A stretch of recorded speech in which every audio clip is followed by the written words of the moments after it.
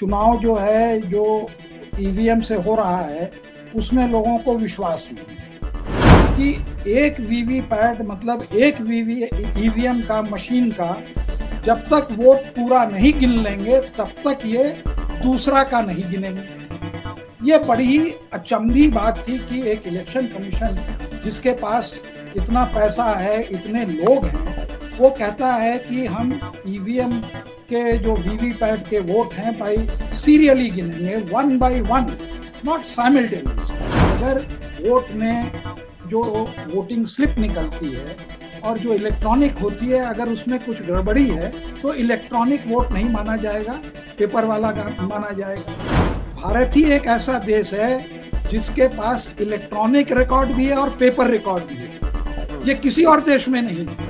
अगली सुनवाई कब है? क्योंकि आज की पिटीशन से एक बड़ी चीज ये हुई है कि कम से कम नोटिस जारी किए गए हैं, चुनाव आयोग को भी नोटिस जारी किया गया है, उनको जवाब देना होगा। और क्योंकि आपकी स्टडी है तो उनको सही जवाब देना होगा, क्योंकि आमतौर पर हम देखते हैं कि जब पत्रकारों की ओर से सवाल पूछा जाता है तो जो नए वहां पर पहुंचे हुए हैं उस हेड पर, वो शेरो शायरी जरूर मारते हैं लेकिन वो जवाब नहीं दे पाते हैं। तो अब इस पर सुनवाई कब होने वाली है? क्योंकि जब हम ये चर्चा कर रहे हैं तब तो सभी पार्टियों की ओर से चुनाव का प्रचार तक शुरू हो चुका है। धीरे धीरे कुछ समय में चुनाव आयोग या फिर इस इलेक्शन प्रोसेस को लेकर विश्वसनीयता कम हुई है, चाहे कोई भी पार्टी हो। और डेमोक्रेसी में क्योंकि विश्वसनीयता बनी रहनी चाहिए, इसलिए भी आप गए थे। आपको क्यों लगा कि इस पूरे मामले को लेकर अदालत में जाना चाहिए और जो गिनती होनी चाहिए वो सीधे सीधे वीवीपैट के जो पेपर ट्रेल है उसकी होनी चाहिए?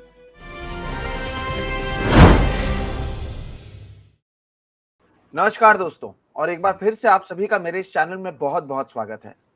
आप सभी को पता है कि लगातार हम ईवीएम को लेकर अलग अलग लोगों से बात करते रहे हैं, और आपको ये भी पता है दोस्तों कि ये मुद्दा लगातार हम उठाते रहे हैं कि किस तरह से ईवीएम को लेकर भरोसा कम होता हुआ जा रहा है लोगों के बीच में। और जब हम बात कर रहे हैं तब आपको ये बताना जरूरी है कि इसे लेकर एक मामला सुप्रीम कोर्ट में भी दायर किया गया था, और इसे लेकर अब सुप्रीम कोर्ट ने चुनाव आयोग को एक नोटिस जारी की गई है। क्या है ये पूरा मामला, क्या हुआ है सुप्रीम कोर्ट में, कौन है ये याचिकाकर्ता? आज उनसे ही सीधा आपको मुलाकात हम कराना चाहते हैं, ताकि आपको भी पता चले कि जो ये बातचीत हम कर रहे हैं ये केवल बातचीत तक ही सीमित नहीं है। कुछ लोग हैं जो इसे लेकर जा रहे हैं, और जो ये कदम उठाया गया है उसके बाद कई विपक्ष के नेताओं ने इसका स्वागत भी किया है कि कम से कम ये पहला एक स्टेप है जिसकी आवाज वो लगातार उठाते रहे, या वो मुद्दा जो वो लगातार उठाते रहे। दर्शकों, आज हमारे साथ जो जुड़ रहे हैं उन्हें मैं ऑन स्टेज भी बुलाता हूं। अरुण कुमार अग्रवाल सर हैं। बहुत बहुत स्वागत है सर आपका हमारे इस चैनल पर। आप ना केवल एक्टिविस्ट हैं बल्कि लॉयर भी हैं, साथ ही साथ आप पेटिशनर हैं, याचिकाकर्ता हैं, और आप सुप्रीम कोर्ट में भी इस पूरे मामले को लेकर गए हुए हैं। सर, आपको भी पता है कि ये मुद्दा हम भी कहीं ना कहीं कोशिश कर रहे थे लगातार इस चैनल के जरिए उठाने की। अगर आप दर्शकों को शुरुआत में ये बताएं कि आप सुप्रीम कोर्ट क्यों गए, आपने जो याचिका थी वो क्या थी, और आप क्यों चाहते हैं कि जो ईवीएम की जो काउंटिंग है और जो वीवीपैट का जो ट्रेल है उसकी काउंटिंग की जाए, अगर ये आप हमारे दर्शकों को बता सकें सर। मैं सुप्रीम कोर्ट इसलिए गया कि बहुत तरफ से ये डिमांड आ रही थी कि चुनाव जो है जो ईवीएम से हो रहा है उसमें लोगों को विश्वास नहीं है। अब ये विश्वास जो हारता है, जो भी पॉलिटिकल पार्टी है, वो बराबर कहती है कि चुनाव में गड़बड़ी हुई मशीन के कारण। लेकिन इस बार ये देखा गया कि जनता के तरफ से ये आवाज उठी कि उनको ईवीएम में नहीं विश्वास है, और अगर चुनाव ईवीएम से होगा तो वो एक नारा लग गया, ये देश बचाओ ईवीएम हटाओ, इस तरह की बातें होने लगी और बहुत व्यापक रूप से होने लगी। लोग सड़क पर भी आ गए। तो अभी तक जो लोग कोर्ट जा रहे थे वो पॉलिटिकल पार्टीज जा रही थी। तो जब हमने इस मामले को बारीकी से देखा तो ये देखा कि इलेक्शन कमीशन ने कोर्ट के कारण जो है वीवीपैट को इंट्रोड्यूस किया, और उसके अंदर में उन्होंने बहुत सारा पैसा 5,000 करोड़ रुपया खर्च किया, और उसके बाद उससे जो पेपर की वोट की पर्चियां निकलती हैं उसको उन्होंने गिनने से इसलिए इनकार कर दिया क्योंकि वो कहते थे कि इसमें 12 दिन लग जाएंगे एक असेंबली कॉन्स्टिट्यूएंसी में। अब हम लोग पुराने लोग हैं, जिन लोगों ने बैलेट से देखा है वो भी ये जानते हैं कि कहीं भी 12 दिन नहीं लगते थे, 1 दिन लगते थे। तो उसको जब हमने एग्जामिन किया तो पता चला कि इन्होंने एक कानून बना दिया है कि एक वीवीपैट मतलब एक ईवीएम का मशीन का जब तक वोट पूरा नहीं गिन लेंगे तब तक ये दूसरा का नहीं गिनेंगे। ये बड़ी ही अचंभी बात थी कि एक इलेक्शन कमीशन जिसके पास इतना पैसा है, इतने लोग हैं, वो कहता है कि हम ईवीएम के जो वीवीपैट के वोट हैं भाई सीरियली गिनेंगे, 1 by 1, नॉट साइमल्टेनियसली। तो और एक ईवीएम को गिनने में इन्होंने एक पुराने केस में कहा कि 1 घंटा लगता है और 3 आदमी लगते हैं। उसके हिसाब से इन्होंने कहा कि एक जो असेंबली कॉन्स्टिट्यूंसी है उसमें 250 औसत एवरेज ईवीएम होते हैं, तो हमको 250 घंटे लगेंगे, प्लस और भी काउंटिंग उसके पहले होती है, तो कुल मिला के 250 घंटे का और जोड़ के इन्होंने इसका कहना का मतलब था कि 12 दिन लगेंगे। तो नेचुरली ने कोर्ट ने कहा कि भाई इतना तो नहीं हो सकता है, तो केवल जो पहले 1 गिनते थे उन्होंने 5 कर दिया। तो ये मैं कोर्ट को बताने गया कि भाई अगर ये साइमल्टेनियसली 50 टीम बना ले 3 आदमियों की, मतलब 150 आदमी अगर एक असेंबली कॉन्स्टिट्यूंसी का की गिनती करें तो ये सारा कार्यक्रम 5 घंटे में हो सकता है। ये हम लोग जब स्कूल में पढ़ते थे तो वो सवाल पूछा जाता था कि अगर एक आदमी एक काम को 100 दिन में करता है तो 100 आदमी उस काम को कितने दिन में करेंगे? 1 दिन में करेंगे। बस ये पूरे केस का जो है ये सूत्र यही है कि वो और आदमी इसमें लगा दें, और अगर वो लगा देंगे तो ये जो है, सॉरी 1 मिनट, तो ये जो है पूरी गणना हो जाएगी। अब दूसरी बात इसमें यह थी कि ये खुद कहते हैं कि अगर वोट में जो वोटिंग स्लिप निकलती है और जो इलेक्ट्रॉनिक होती है, अगर उसमें कुछ गड़बड़ी है तो इलेक्ट्रॉनिक वोट नहीं माना जाएगा, पेपर वाला माना जाएगा। तो जब लोगों आपके पास पेपर, और एक और बात, भारत ही एक ऐसा देश है जिसके पास इलेक्ट्रॉनिक रिकॉर्ड भी है और पेपर रिकॉर्ड भी है, ये किसी और देश में नहीं है। तो अगर आपके पास पेपर रिकॉर्ड है और अगर आप 5 घंटे में काउंट कर सकते हैं तो आप क्यों नहीं कर रहे हैं? कोर्ट ने कहा है, इलेक्शन कमीशन भी इस बात को मानता है कि it is not the satisfaction, कि इलेक्शन कमीशन का सेटिस्फैक्शन और कोर्ट का सेटिस्फैक्शन नहीं जरूरी है, ये जनता का सेटिस्फैक्शन जरूरी है। उनको ये देखना है कि इलेक्शन जो है वो उनका जो वोट गिराया वो सही तरह से उसको दर्शाया गया और सही तरह से गिना गया। और अगर उनको फेथ नहीं हो तो फिर डेमोक्रेसी का मतलब ही नहीं हुआ कि भाई ये क्या डेमोक्रेसी है। अगर हमारा वोट, अगर हम ये कहते हैं कि इलेक्शन को जो है चुरा लिया गया बाय द ईवीएम मशीन, गलत मैं मानता हूं कि 30% लोग अगर इसको बिलीव करते हैं, वो गलत भी हो तो भी ये जिम्मेवारी है कोर्ट की और इलेक्शन कमीशन की कि इस गलतफहमी को अगर आसानी से बगैर कोई खर्चे से अगर दूर किया जा सकता है तो उसको दूर करें। तो इसमें जो राहत मांगी गई कि जो पर्टिकुलर लॉ आपने बनाया कि हम सीरियली गिनेंगे, उस लॉ को आप क्वॉश करिए और इसको साइमल्टेनियसली गिनिए। और अगर वोट की पर्ची बॉक्स में गिरते हुए अगर जो वोटर है नहीं देख सकता है, क्या तो उसको वो दर्शाइए, उसका लंबा कर दीजिए, 7 सेकंड के जगह 9 सेकंड कर दीजिए, 10 कर। अगर वो नहीं देख सकता है तो नीचे से जो उसका द्वार खुला हुआ है उससे निकाल के वो पर्ची दे दीजिए, वो दूसरे बॉक्स में डाल देगा। अगर ये 2 काम करें जिसमें कि कोई खर्चा नहीं है तो किसी को भी कोई भी शिकायत नहीं हो सकती, including those who are demanding election by the ballot. बिल्कुल। तो ये एक जो तरीका और सुझाव और ये जो लेके गए, ये और सबसे थोड़ा ये यूनिक था कि हमने एक सोल्यूशन भी दर्शाया और उनका जो कहना था उसको भी काटा, क्योंकि ये इलेक्शन कमीशन का कहना कि हम सीरियली गिनेंगे वीवीपैट, ये बोनाफाइड नहीं है। मैं उसका मैलाफाइड नहीं कहना चाहता, बट अगर आप उस पर इंसिस्ट करते हो तो इसका मतलब है कि कहीं ना कहीं कुछ गड़बड़ है। ये तो एक जो हमारी रिलीफ की बात हुई कि सारी वोट गिनिए और सीरियली नहीं गिनिए, आप इसको साइमल्टेनियसली गिनिए।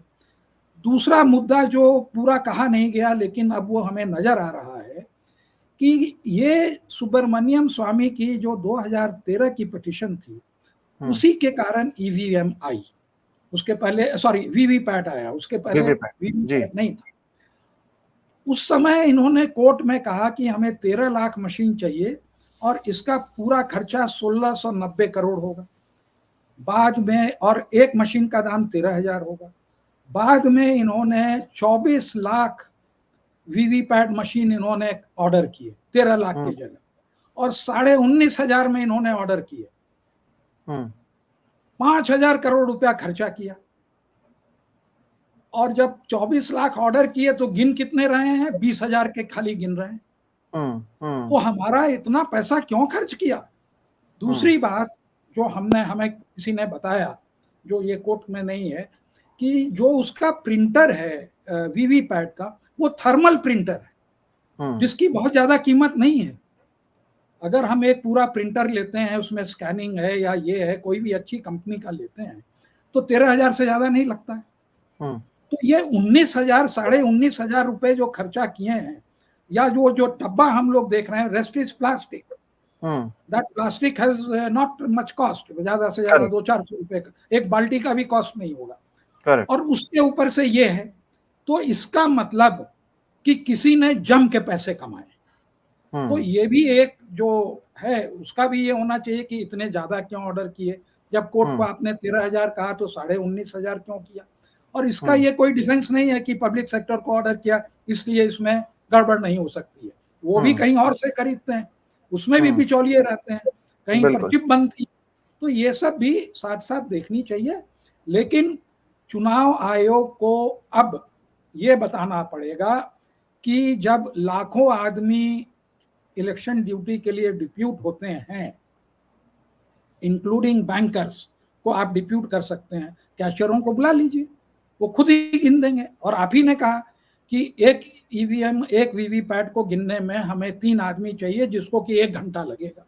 अब वहां से अर्थमेटिक का हिसाब कर लीजिए, कैलकुलेटर की भी नहीं जरूरत है, और आपको पता चल जाएगा कि क्यों मैं कह रहा हूं 5 घंटे में। और एक और मजेदार बात बताऊं, इलेक्शन कमीशन उसमें ही, उसी पिटीशन में जो 2020 की है, उसमें कह रहे हैं कि ईवीएम की गिनती करने के लिए 8 घंटे लगेंगे। तो अगर आपको ईवीएम में 8 घंटे लगेंगे और वीवीपैट में 5 घंटे लगेंगे, तो कौन सा बेहतर है?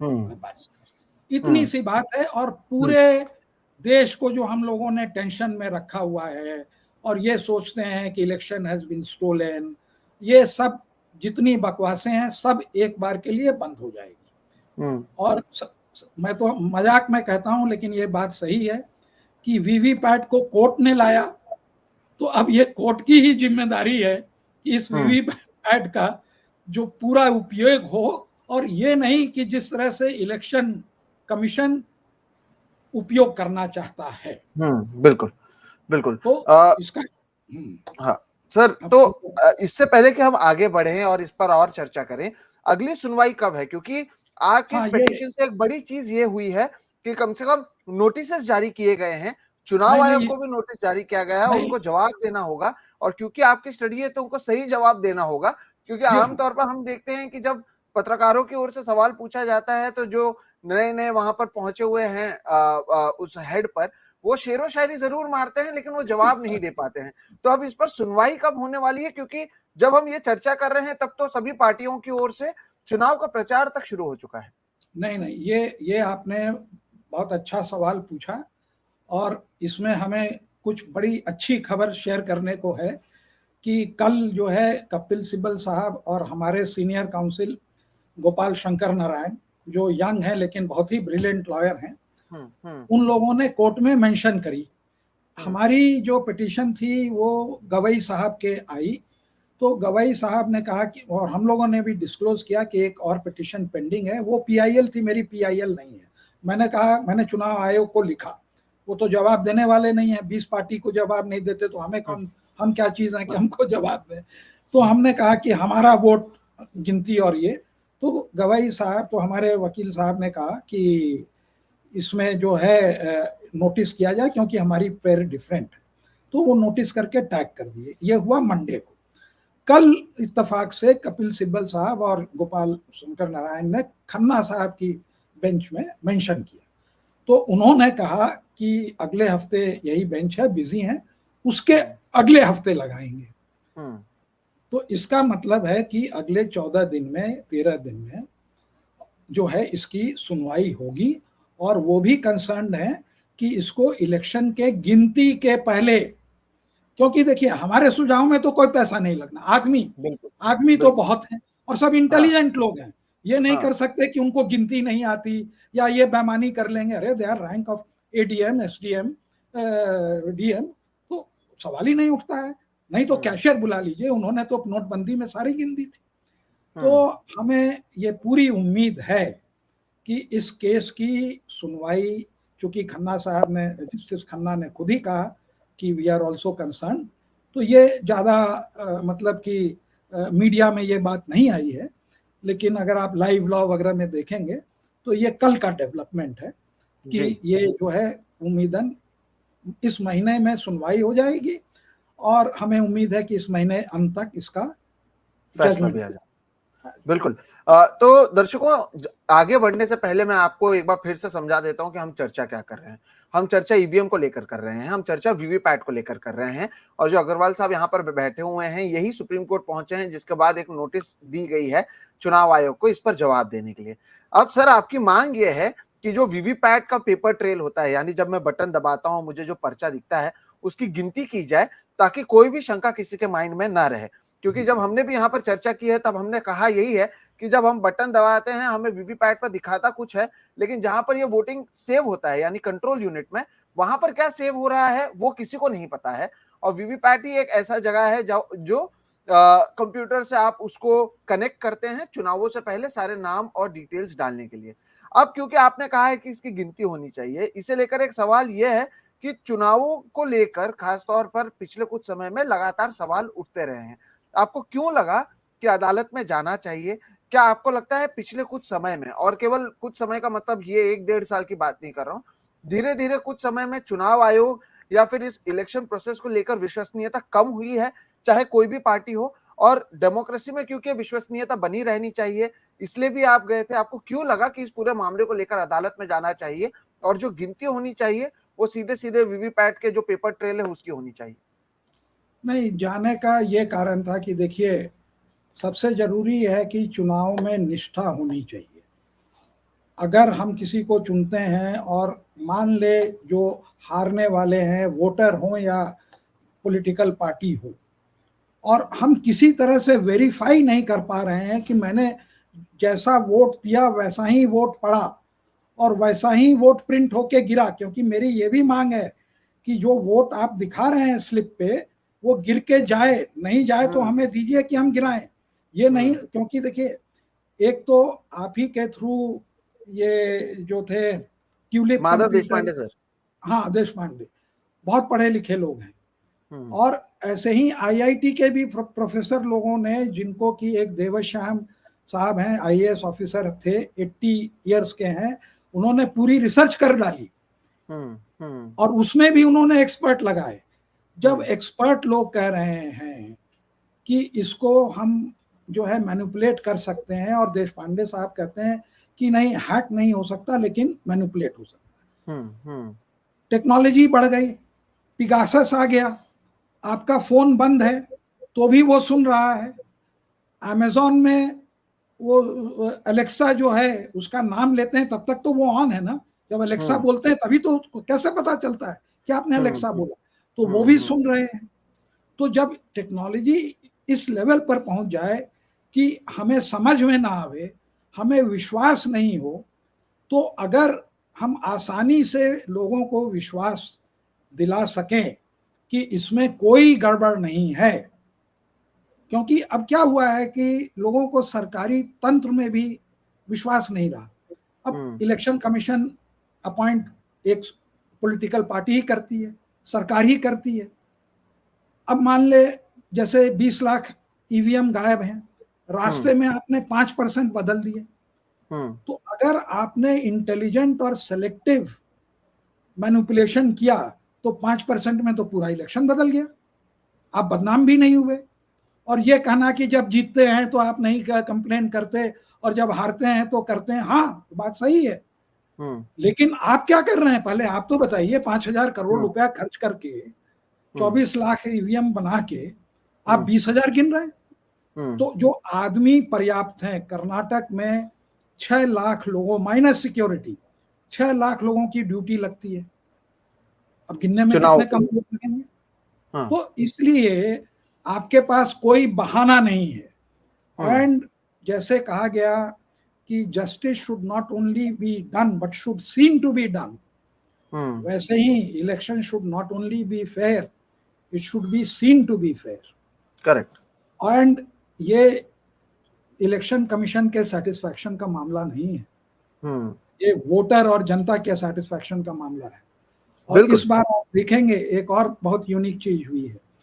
पहले सुब्रमण्यम स्वामी गए, पॉलिटिशियन, भले इंडिविजुअल कैपेसिटी में गए, बाद में चंद्रबाबू नायडू और 20 पार्टी गए।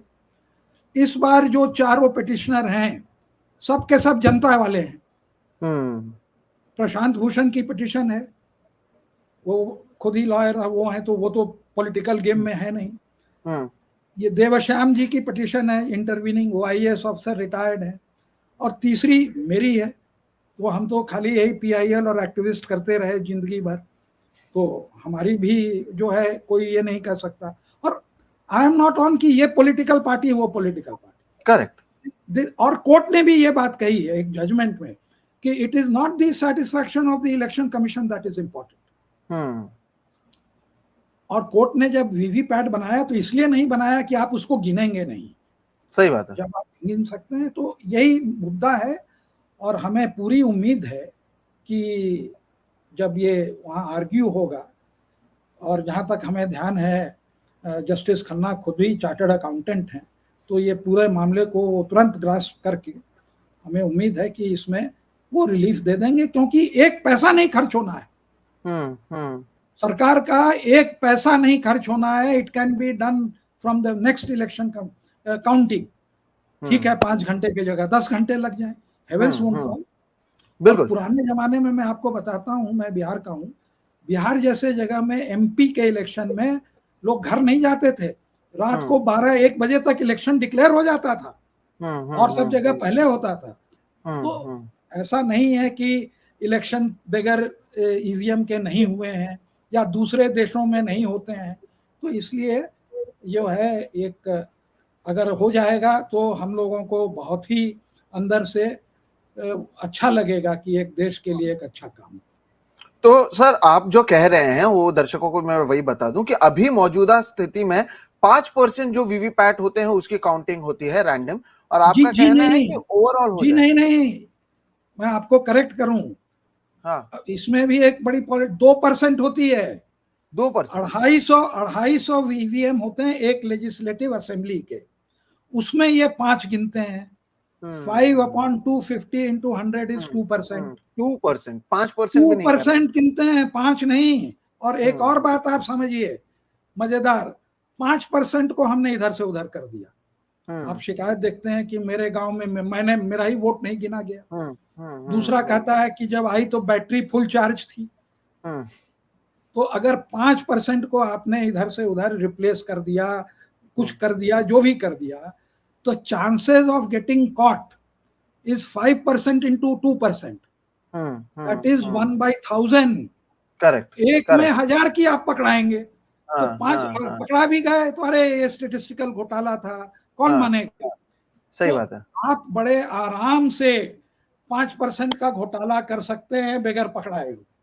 ये बहुत इंटरेस्टिंग बात सर आपने कही है कि 2% अगर दोस्तों काउंटिंग होती है, और इस देश में अगर भारत में आप कहेंगे कि आपके पास लोग नहीं है तो कहां पर हैं, और जो सर का कहना वो ये है कि आप जब इतने बड़े पैमाने पर लोगों को रखते हैं, अपॉइंट करते हैं, माइनस सिक्योरिटी अगर आप अपॉइंट करते हैं, तो कुछ समय के लिए और लोगों को आप ले सकते हैं, आप बैंकर्स को ले सकते हैं, आप अलग अलग लोगों को ले सकते हैं जो ये काउंटिंग कर सकते हैं। और जब सवाल 5 साल का है तो अगर 5 घंटे ज्यादा लगते हैं तो उसमें दिक्कत क्या है? और यहाँ पर दोस्तों बात कांग्रेस बीजेपी का आती ही नहीं है। जिसको जनता ने वोट दिया वो जीत कर आएगी। अगर बीजेपी को लगता है कि वो 400 पार आ रहे हैं, तो अगर वीवीपैट का काउंटिंग हो जाएगा तब भी वो 400 पार आएंगे। अगर कांग्रेस को लगता है कि वीवीपैट के काउंटिंग से उनको फायदा होगा, तो अगर वाकई उनको फायदा होगा तो उनको भी फायदा हो जाएगा। तो इसमें किसका भी नुकसान नहीं है। और यही सर आप ये क्या मैं सही कह रहा हूं कि अगर ये काउंटिंग होती है तो इससे किसी को तो नुकसान नहीं है, चाहे वो कांग्रेस हो, बीजेपी हो या कोई भी पॉलिटिकल पार्टी हो। और आपने जो ये सोल्यूशन दिया है उसमें तो 1 रुपया भी खर्चा नहीं होना है। आदमी आपके ही हैं, आप उनको अपॉइंट करते ही हैं, बस कुछ घंटे और उनको काउंटिंग करना होगा। और ऐसे सर कितने ही देश हैं विकसित जहां पर ईवीएम से डायरेक्टली अभी भी इलेक्शन नहीं होते हैं, बैलेट वोटिंग पे ही इलेक्शन होते हैं। और जब हमारे पास एक digital ballot voting machine available है, यानी मैं ईवीएम पर क्लिक करूं और वीवीपैट पर उसका ट्रेल देखूं और बाद में आप उसे काउंट करें। क्योंकि पहले होता ये था दोस्तों कि जो आप ठप्पा लगाकर डालते थे तो कोई उसमें सीआई डाल देता था, कोई कुछ होता था। अब ये एक डिजिटल बैलेट पेपर के तौर पर मौजूद है, तो सर इससे किसी को भी तो दिक्कत नहीं होनी चाहिए। क्या आप ये बात मानते हैं?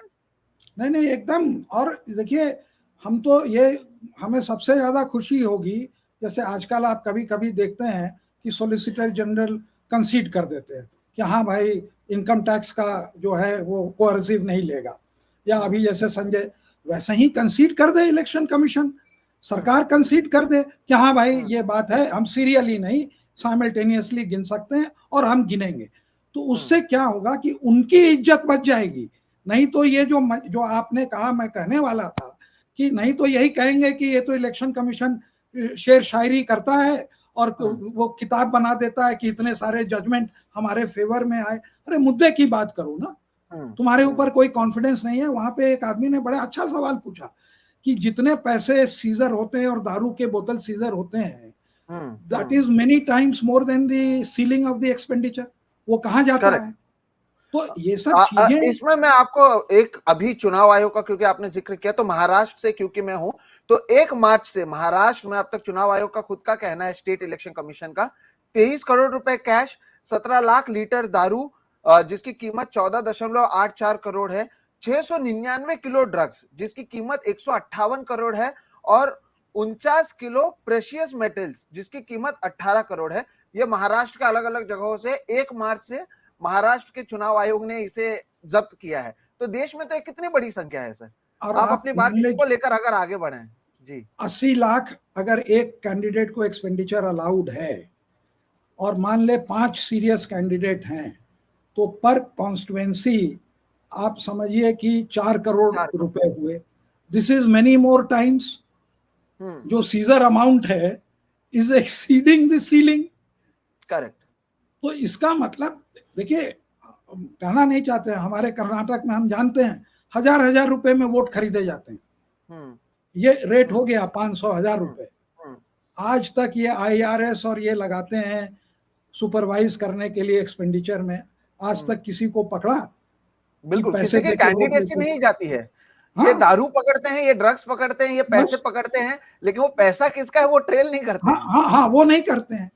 तो ये सब चीजों पर इन लोगों को जो है ध्यान देना पड़ेगा, और आपको लोगों में विश्वास ये होना चाहिए। अब आपको शायद आपने जरूर देखा होगा कि कुरैशी साहब ने, पहले वो बहुत बड़े सपोर्टर थे ईवीएम के, और उससे उनको ट्विटर पर लोग ट्रोल भी करते थे।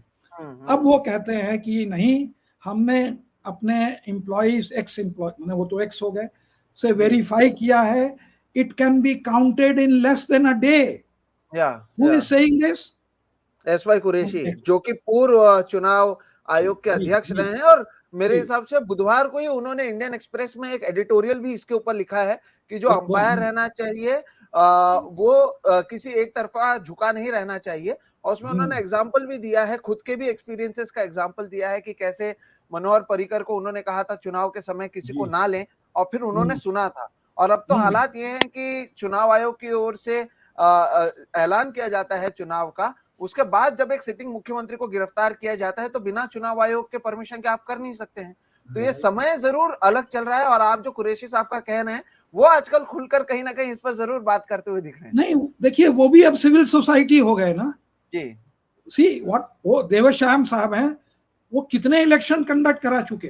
ये जितने भी इलेक्शन कमिश्नर्स हैं सब उनके 10-10 साल जूनियर, 10 क्या 20 साल जूनियर हैं। वो उनकी उम्र 80 ईयर्स की है। वो भी आज एक सिविल सोसाइटी के मेंबर होके गए ना। तो ये देखिए कि जो एक्स ब्यूरोक्रेट बाद में सिविल सोसाइटी में आ जाता है, वो उसी तरह से एक्ट करता है, क्योंकि उसकी कॉन्शियंस उस समय भी थी और आज भी है। ये बहुत बड़ा मतलब इन लोगों को, they can very comfortably retire, they are not retiring. वो हमारे वो परिचित हैं शर्मा जी, ES शर्मा जी, कब के पावर सेक्रेटरी थे। जब मैंने कोजेंट्रिक्स केस किया था उस समय वो पावर सेक्रेटरी थे और उस समय हमारे साइड पर थे, उस समय की हमारी उनकी जान पहचान। वो भी यही बात कह रहे हैं।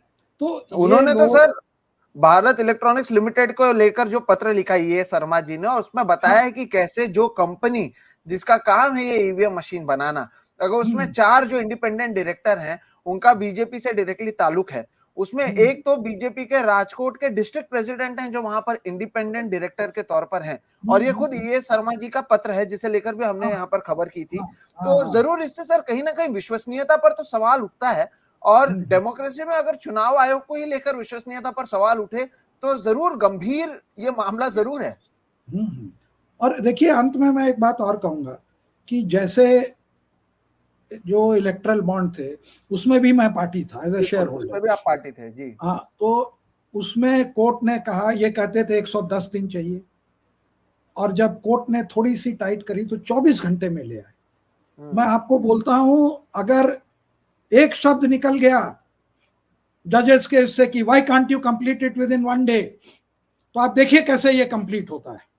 यानी एक दिन में सारे वोट गिने जा सकते हैं एकदम, मैं गारंटी करता हूं कि ये गिने जाते हैं। 50 टेबल लगाइए, आप अभी एक टेबल पर एक ही लगेंगे, 50 टेबल लगाइए। कैमरा की तो कोई कमी नहीं है, सब जगह आजकल चप्पे चप्पे पे है कैमरा लगाइए। लोग जो है ऑब्जर्वर हैं घूमते रहते हैं वहां पे, और पेपर रिकॉर्ड है, कोई भाग तो जाएगा नहीं। 50 टेबल लगाइए, 250 वो है, 5 घंटे में आप ही गिनिए ना। 100 रुपए 1000 का नोट आप कितने देर में गिन लेंगे? कितना टाइम लगेगा? 15 मिनट, 20 मिनट। कॉमन सेंस की बात है। तो वो थोड़ा भी हो गया वो टाइटनिंग वहां से, तो ये तुरंत रास्ते पर आ जाएंगे और कहेंगे yes my Lord, it can be counted with in a day. और हमको इसी का इंतजार है, क्योंकि हम लोग जिस उम्र में हैं उस उम्र में देश को यही सब दे सकते हैं, और क्या दे सकते हैं। बिल्कुल। तो अभी ये देखना होगा दर्शकों कि अगले 14 दिनों में जब इसके ऊपर सुनवाई होती है, या 14 दिनों में जब ये नोटिस का जवाब दिया जाता है। एक और अच्छी बात इन्होंने ये कही कि इलेक्टोरल बॉन्ड के समय भी ये कहा गया था कि जून तक नहीं दे पाएंगे, बहुत समय लगेगा, लेकिन चुनाव आयोग माफ कीजिए, सुप्रीम कोर्ट सख्त हो गया और 24 घंटे में सारी चीजें सामने आ गई, किसने किसको कितना पैसा दिया। इसी मामले में अब जैसे कि अग्रवाल सर ने कहा भी कि ना आपको 1 रुपया एक्स्ट्रा खर्च करना है, आपने जितने लोगों को डिप्यूट किया है उनका इस्तेमाल करना है, कुछ घंटे बढ़ सकते हैं, लेकिन अगर जिस चुनाव आयोग को लेकर और जिस निष्पक्ष और स्वतंत्र चुनाव हो रहे हैं या नहीं, इसे लेकर सवाल पूछे जा रहे हैं, वो शक खत्म हो जाएगा और जो वाकई पॉपुलर है वो जीत के आ जाएंगे। क्योंकि सर जब लाल कृष्ण आडवाणी ऑपोजिशन में थे उन्होंने भी किताब लिखा था ईवीएम के खिलाफ, अब जो दूसरी पार्टी ऑपोजिशन है उन्होंने भी लिखा था। तो कम से कम एक बार में ये सारी चीजें खत्म होनी जानी चाहिए।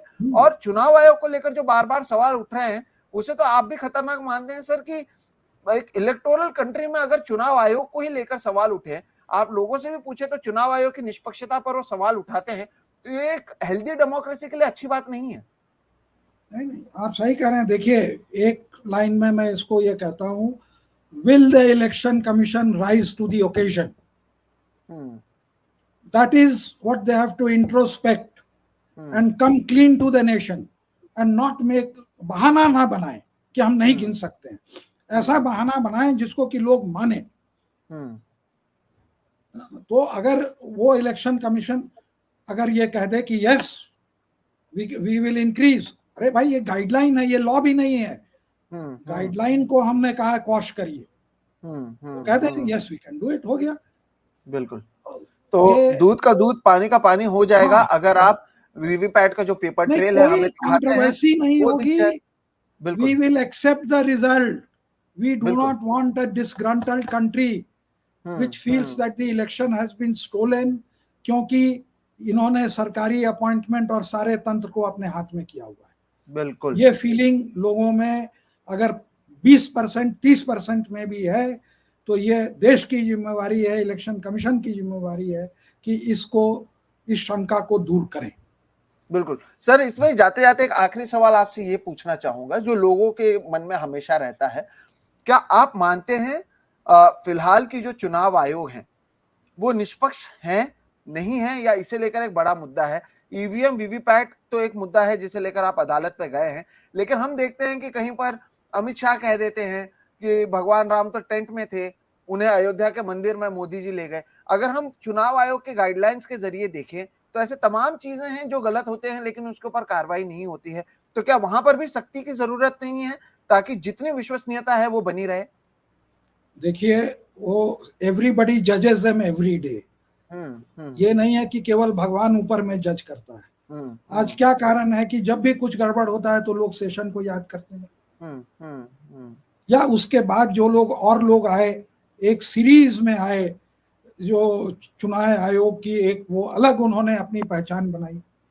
तो you are judged every day whether you like it और नॉट। आपके और चुनाव आयोग में जो बैठे हैं, आईक्यू में 5-10% का अंतर हो सकता है, and IQ has nothing to do with morality and truth. Correct. एक गरीब आदमी बहुत ईमानदार हो सकता है और एक बहुत ईमानदार आदमी बेईमान हो सकता है। सही बात है। तो वो they are being judged every day, they are being judged. अब वो बेशरम है कि नहीं है, दैट आई लीव। अभी एक थे, वो रिजाइन कर गए। लोगों का यही सोचना था कि ये तो सरकार के इतने बड़े फेवरेट हैं कि सारा तंत्र वगैरह जो है 24 घंटे में इनको अपॉइंट किया गया, जो पंजाब के चुनाव आयोग थे। तो कहीं ना कहीं कुछ ऐसा हुआ होगा जो उनके कॉन्शियंस को चिकोटा। तो that is left to their conscience, their morality. हम लोग क्या बोले, हर तरह के लोग हैं। बिल्कुल। सर बहुत बहुत शुक्रिया कि आप जुड़े, और ना केवल जुड़े बल्कि जिस तरह के सॉल्यूशंस को लेकर आप सुप्रीम कोर्ट गए हैं कि बिना एक पैसा खर्च किए, केवल गिनती करते हुए हर एक वीवीपैट ट्रेल जो है, पेपर ट्रेल की आप गिनती कर लें, और जब कोई चुनाव में वोट करता है तब वो रुके और वहां पर देखे वीवीपैट में कि कैसे वो पेपर कट कर गिरता है, उसकी गिनती कर लें। कुछ समय लग जाएगा लेकिन दूध का दूध, पानी का पानी हो जाएगा। और हम उम्मीद करते हैं कि जब आपके ये सुनवाई हो तो ये फैसला आपके फेवर में आए, और ये देश का फेवर की बात है कि जो भी चुनाव आयोग या इलेक्शन कमीशन को लेकर तमाम तरीके के सवाल, तमाम तरीके के डाउट्स लोगों के मन में है, वो खत्म हो जाए। क्योंकि इससे लेकर हमने भी बार बार बात की है, और आप जैसे रेप्यूटेड लोगों से ही बात की है जिन्होंने न केवल स्टडी की है बल्कि वो समझते हैं कि ये कितनी बड़ी बात है या कितनी गंभीर बात है। तो हम उम्मीद करते हैं कि इसे लेकर जब भी सुप्रीम कोर्ट में अगली सुनवाई होगी, जो 14 दिनों के भीतर आप कह रहे हैं, इसका फायदा होगा। और साथ ही साथ सर बहुत बहुत शुक्रिया कि आप जुड़े और आप ऐसे मुद्दे पर लड़ रहे हैं जिसकी शायद अभी सबसे ज्यादा जरूरत है, निष्पक्षता और स्वतंत्रता के साथ होने वाला चुनाव, क्योंकि इसका एक बहुत ज्यादा असर लोकतंत्र पर पड़ता है, और आप उसके लिए लड़ रहे हैं। उसके लिए बहुत बहुत शुक्रिया। हमारे साथ जुड़े भी आप। दर्शकों, आपको ये वीडियो कैसा लगा ये भी जरूर बताइएगा। अगर वीडियो पसंद आया तो जरूर इसे लाइक करें, दूसरों के साथ साझा करें। साथ ही साथ अगर अब तक चैनल को सब्सक्राइब नहीं किया तो कर लें, क्योंकि हम, जैसे कि आपने अभी भी सुना, मुद्दों पर बात करते हैं। हम ऐसे लोगों से बात करते हैं जो वाकई इस देश के लिए अपनी बात रख रहे हैं, अदालत में जा रहे हैं, सिस्टम को चैलेंज कर रहे हैं, निष्पक्षता की बात कर रहे हैं, लोकतंत्र की बात कर रहे हैं। और ऐसी एक मेहमान अरुण अग्रवाल सर हमारे साथ जुड़े। बहुत अच्छा लगा सर आपसे बात करते हुए। बहुत बहुत शुक्रिया हमारे साथ जुड़ने के लिए। Thank you. हम दोनों की तरफ से फिलहाल नमस्कार।